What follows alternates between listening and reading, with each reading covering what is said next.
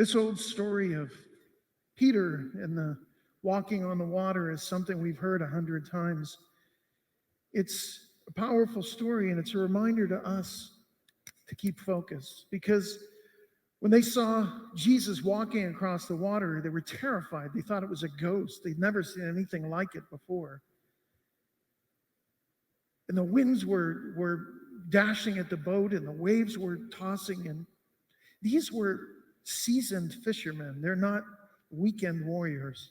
These are people that lived on the water. And for them to be that terrified, not just of the waves and the wind, but of Christ, says something about how terrifying it was. When Peter said, "If it's really you, Lord, call me. Let me come to you and walk on the water." And he did. And he was doing fine, and I'm sure he was really excited that this is pretty cool. Until he started to look around and see the waves and hear the wind, and feel it pelting against his face. And he started to sink, and he screamed, "Lord, save me." Jesus reached out his hand and said, "O ye of little faith, why did you not believe?" As long as Peter was focused on Jesus, he was okay. And in our world, it's so easy to lose focus. How many people tell me all the time, "Father, when I'm praying, I lose my focus. During Mass, I lose focus. I think about all these other things." But the one thing is important. And keeping the main thing is so important, as Father Mac used to say. The main thing is life and loving our neighbor. The opening reading at Mass says, "Draw near to your servants, O Lord, and answer their prayers with unceasing kindness, that for those who glory in you as their creator and guide, you may restore what you've created and keep safe what you've restored."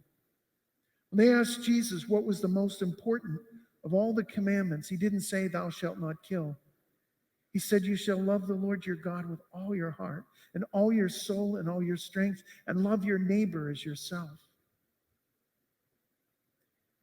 We're called to keep safe that which is most sacred, which is life. We got a letter from the bishop the other day, an email, which was prompted by the U.S. Conference of Bishops. There's a piece of legislation that has already passed the House, and it's headed for the Senate.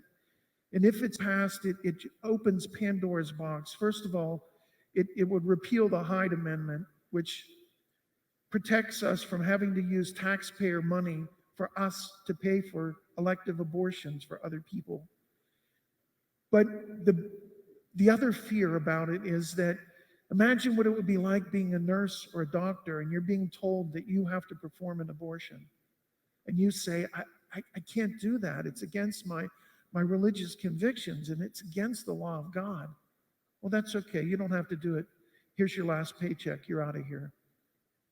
That protection we have now, that they have conscience protection, but that could be eroded very easily. This is all happening on our watch.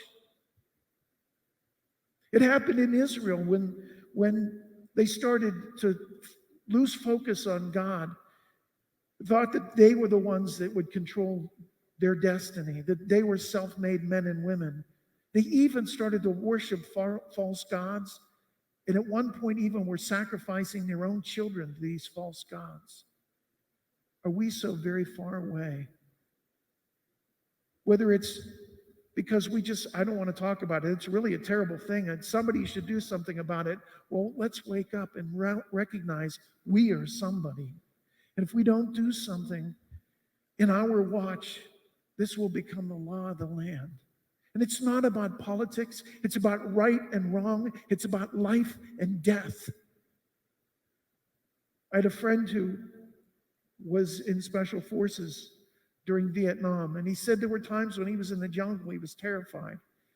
And when all of the thoughts about John Wayne movies that he saw when he was younger couldn't keep him there, and when all the thoughts of all of his special training couldn't keep him there, he told himself, if they get past you here, they're coming for your children.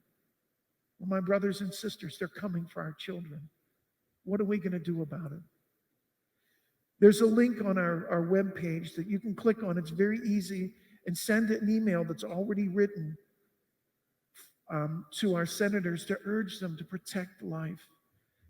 This may be the most important homily I'll preach in my life as a priest. Don't let this sin enter into our world and enter into our country. And if we won't stand for something, we'll fall for anything.